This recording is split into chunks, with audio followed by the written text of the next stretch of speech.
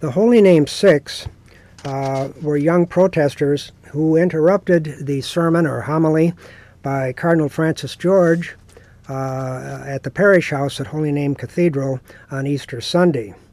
They reminded the worshippers that the Catholic bishops are on record as opposing the U.S. war and occupation of Iraq, but the killing goes on. They then staged what's known as a die-in, where a phony blood substance was squirted by the protesters on themselves, and then they began to fall to the floor. Some of the phony blood inadvertently found its way onto what turned out to be a rather expensive carpet on the floor of the parish house, and some of it may have spattered on at least one parishioner. The six then submitted to arrest and were charged with various misdemeanors, but also with felony criminal damage to property. And this makes the bonds that they had to post very high. In one case, I believe it was $35,000. So these young people, in the view of Gay Liberation Network, which is also on record as opposing the war in Iraq, and we have participated in numerous demonstrations and other protests against the war in Iraq. This demonstration by these young protesters was very much in order. We thought it was important to call attention to the fact that the killing in Iraq goes on, even though polls would indicate that that many Americans today don't focus on the war to the extent that they perhaps once did.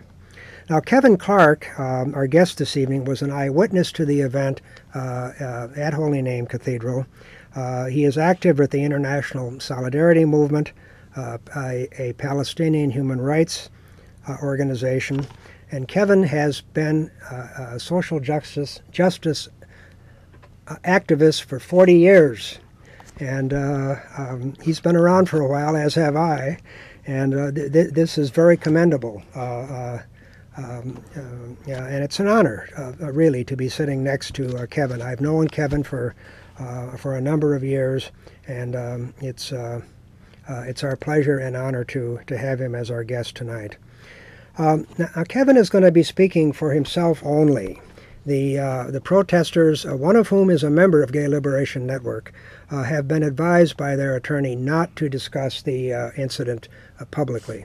So they're not here tonight, but Kevin was an eyewitness to the events, and he will speak for himself only in terms of what he saw and why what occurred was important. And Kevin, why do you think the protest at the Holy Name Cathedral was an important protest to make? Okay, before I answer that, I'm coming from, I would describe myself as a recovering Catholic. 8 years of Catholic grade school, 4 years of Catholic high school, which actually was how I became involved in the peace and justice movement. The Christian brothers that ran the school that I went to believed in the social gospel of Jesus of Nazareth and talked about real life issues of racism, war, repression, and justice. And that does not happen today very much from the pulpit. So my comments are based on that background, plus in my, for lack of a better term, coming of age politically, my early involvement was with members of the Catholic left, the Chicago 15, who raided the draft board at 63rd and Western here in Chicago, Dan and Phil Berrigan, the Beaver 55, groups like that, which were made up of Catholics, lay people, priests, nuns, seminarians, who were taking risks for what they believed in. And that is something that is sadly lacking today. To answer your question, I think the action was important because Cardinal George is viewed, not necessarily by myself, but by many as a moral authority. And he also has access to those in power. An example of which, on January 7th here in Chicago, which I think I vaguely recall, he was, Cardinal George actually had lunch with George W. Bush and Mayor Daley. And so he has access to those in power. And as somebody that is in a position of, quote, moral authority, they should use the pulpit to preach about the real Jesus of Nazareth and what he would do today.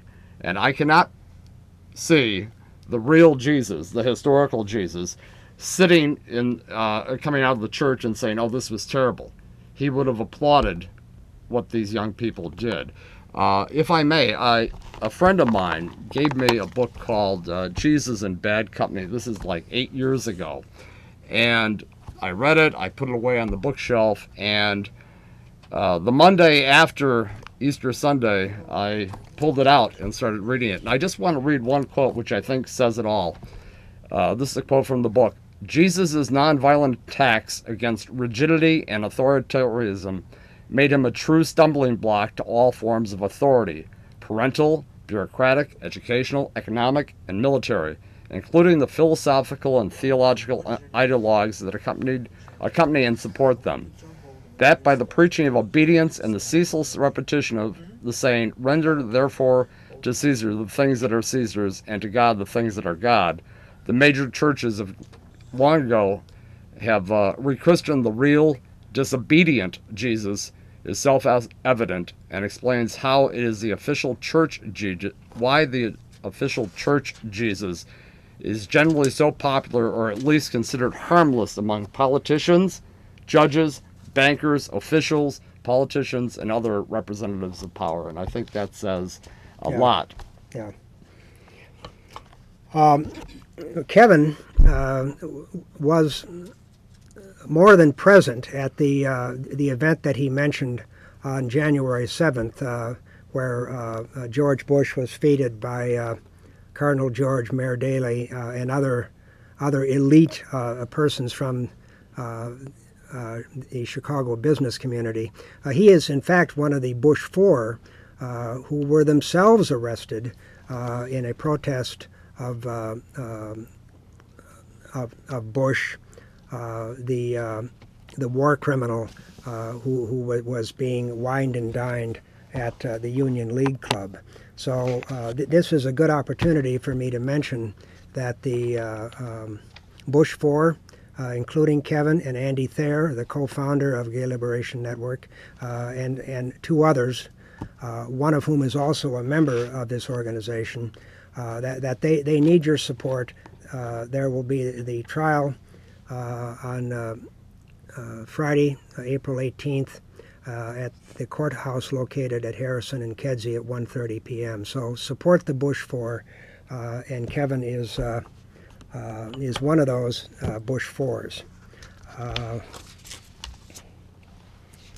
One other point that I want to discuss, and then we do have a caller, and we'll get to him in a minute. But I want to ask Kevin, since I'm sure he's heard the criticism that this event, which interrupted the Easter sermon of Cardinal George, was guaranteed to alienate worshipers who were there for the Easter Sunday Mass. What is your response to that, Kevin? My response to that would be timid actions to protest the war alienate no one. They don't care. You can stand in front of a congressman's office and offer yourself up for arrest and nobody will care. Sometimes you have to take dramatic action to make your point. The Jesus that the Christian Brothers taught me about when I was at St. Joseph's out in Westchester was a historical person that would have taken dramatic action to correct social wrongs, be it war, racism, injustice, whatever it might have been. And I think that perhaps if Cardinal Francis George and those that use the pulpit on Sunday mornings were to talk about what the social gospels were and what it means to act in accordance with those, there wouldn't have been such shock.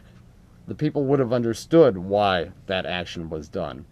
If you have a position of power in a pulpit, and be you Catholic, Methodist, whatever, and you're not using that to preach about doing the right thing and taking action, not just using words, but taking action to correct social wrongs, then you're a hypocrite in my book.